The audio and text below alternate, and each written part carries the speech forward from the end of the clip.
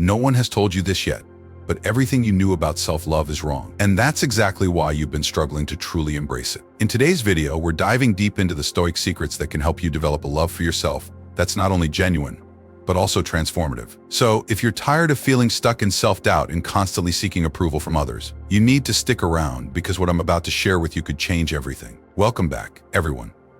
Today we're tackling a topic that's as old as time but is often misunderstood: self-love. Now, you might be thinking, oh great, another love yourself pep talk, but hold on. This isn't your average self-help fluff. We're going back to the wisdom of the ancient Stoics to uncover powerful, practical advice on how to develop real, lasting self-love. This is about more than just feeling good about yourself. It's about creating a deep, unshakable foundation of self-respect, inner peace, and purpose. So, if you've ever felt like you're constantly battling with self-doubt, or you find yourself depending too much on external validation, this video is for you. By the end of this, you'll have a completely new perspective on what it means to truly love yourself. And trust me, it's going to make all the difference in how you live your life. Part 1.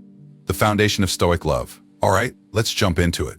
The first thing you need to understand is that the Stoics had a very different view of love compared to what we're used to today. For them, love wasn't just about feelings or emotions. It wasn't about butterflies in your stomach or finding your soulmate. Nope, for the Stoics, love was deeply connected to reason and virtue. They believed that to truly love, whether it's another person or yourself, you needed to be in harmony with the natural order of the universe. Now, this might sound a bit abstract, but stick with me. The Stoics taught that love begins with understanding and accepting who you are, as you are. It's about recognizing your place in the world and living in accordance with nature's laws. In other words, self-love isn't about inflating your ego or pretending that you're perfect. It's about embracing reality, both the good and the bad, with wisdom and self-control. Think of it like this: animals don't question their instincts. They act purely on impulse, guided by their natural drives. But we humans? We've got reason. We have the ability to think, reflect, and make conscious choices. Yet, so often we ignore this gift. We get caught up in our emotions, our desires, and worst of all, the opinions of others. The Stoics believe that to truly love ourselves, we need to stop, reflect, and really get to know who we are at our core. So here's your first challenge. Really take some time to sit with yourself and ask the big questions. Who am I?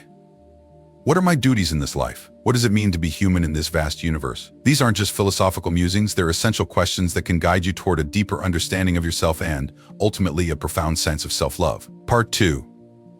The power of self-knowledge. Now, let's talk about something most people shy away from: self-knowledge. You see, self-love isn't just about boosting your self-esteem or telling yourself positive affirmations in the mirror. Don't get me wrong. Those things can be helpful, but they're only part of the picture. The real power lies in knowing yourself truly and deeply. And yes, that includes understanding your weaknesses. I know, nobody likes to think about their flaws. It's uncomfortable, right? But here's the thing. When you take the time to really understand your weaknesses, you can start to turn them into strengths. This is something the Stoics were all about. They believed that by acknowledging our imperfections, we can work on them, grow from them, and ultimately become stronger, more resilient individuals. Let me give you an example. Imagine you're at the gym, working on a muscle group that's particularly weak. It's tough, it's frustrating, and sometimes it feels like you're not making any progress. But over time, with consistent effort, that weak spot becomes stronger. The same goes for your mind and soul. The more you acknowledge and work on your inner weaknesses, the more you build inner strength and resilience. But here's a question for you. How often do you actually sit down and think about your weaknesses? I'm not talking about the obvious ones, like I'm bad at math or I'm not a morning person. I'm talking about the deeper, more hidden flaws, the ones that are hard to admit even to yourself. Maybe it's a tendency to compare yourself to others, or perhaps it's a fear of failure that holds you back. Whatever it is, the Stoics believe that by confronting these weaknesses head-on, we can gain the personal power needed to live a life of purpose and dignity. And that, my friends, is a huge part of loving yourself. Part 3. Practical Stoic strategies for self-love. Now, let's move on to some practical tips. How can you start loving yourself the Stoic way? First and foremost, you need to be super aware of your thoughts, actions, and the impact they have on your life. The Stoics were practicing mindfulness long before it became a buzzword. They believed that by staying conscious of what you think, feel, and do, you can start making choices that truly benefit you. So here's a tip you can start using right away. Next time you catch yourself in a negative thought spiral, pause.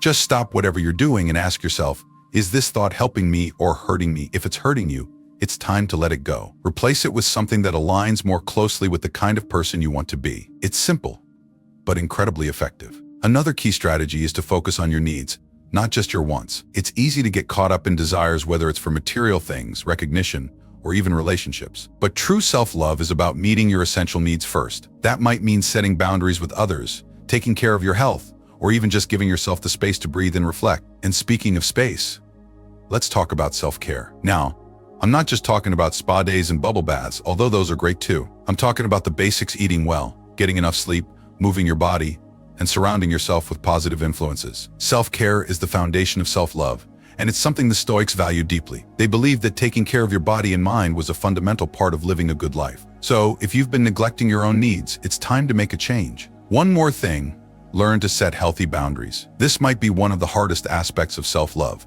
but it's absolutely crucial. The Stoics believe that you should never let external things, whether it's people, situations, or even your own desires, control your inner peace. This means learning to say no when something isn't right for you, even if it's uncomfortable. It means protecting your time, energy, and emotional well-being like your life depends on it, because in many ways it does. Part 4. Overcoming obstacles to self-love. But let's be honest, self-love isn't always easy. There are obstacles, big ones.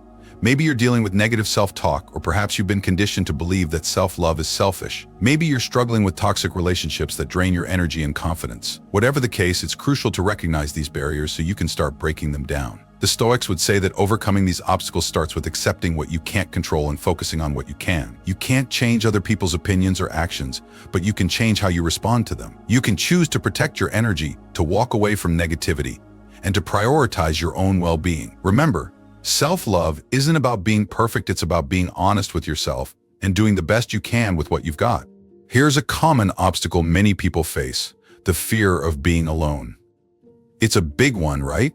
The idea of being alone can be terrifying for some, leading them to stay in unhealthy relationships or situations just to avoid facing themselves.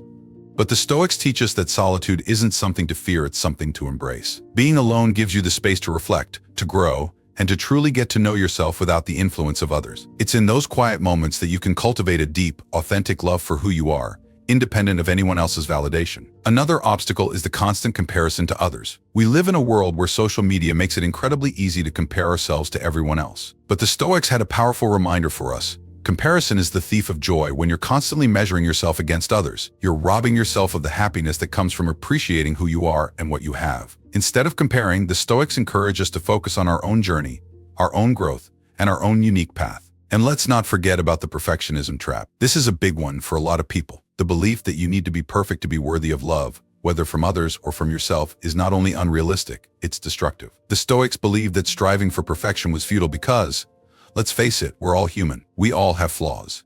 True self-love isn't about being flawless. It's about accepting your imperfections and learning to love yourself anyway. Part 5. Cultivating a Stoic mindset for lasting self-love. So, how do you make all of this stick? How do you cultivate a mindset that supports lasting self-love, even in the face of life's challenges? The Stoics had a few key practices that can help you stay grounded and connected to yourself, no matter what life throws your way. First, practice gratitude. I know it sounds cliché, but hear me out. The Stoics believed that gratitude was one of the most powerful tools for maintaining inner peace and happiness. By focusing on what you have, rather than what you lack, you can shift your mindset from scarcity to abundance. Start by taking a few moments each day to reflect on what you're grateful for: your health, your loved ones, your strengths, even your challenges, because they're opportunities for growth. Next, embrace the present moment. The Stoics were big on this. They believed that the past is gone, the future is uncertain, and the only thing we truly have is the present. By focusing on the here and now, you can free yourself from the anxiety of what's to come and the regrets of what is past. This doesn't mean you should ignore the future or forget the past, but rather that you should live fully in the moment, appreciating each day as it comes. Finally, develop resilience. Life is unpredictable, and sometimes it can be downright tough. But the Stoics teach us that resilience, the ability to bounce back from adversity, is key to maintaining self-love in the long run. Resilience isn't about being unshakable. It's about being able to recover when life knocks you down. It's about knowing that you have the strength and the wisdom to handle whatever comes your way, even when things don't go as planned. The path to true self-love. So, what's the takeaway here? Loving yourself isn't about ego or vanity. It's about embracing your true self, flaws and all, and living in harmony with who you are. It's about understanding your place in the world, setting healthy boundaries, and taking care of your mind, body, and soul. The Stoics knew that true self-love is the foundation of a good life. And now, you do too. But before you go, I want to know, are you ready to start practicing self-love the Stoic way? Drop a comment below and tell me which of these tips resonated with you the most. And hey, if you found this video helpful, Give it a thumbs up, share it with someone who needs to hear this, and make sure you're subscribed so you don't miss out on more life-changing content. Thanks for watching, and I'll see you in the next video.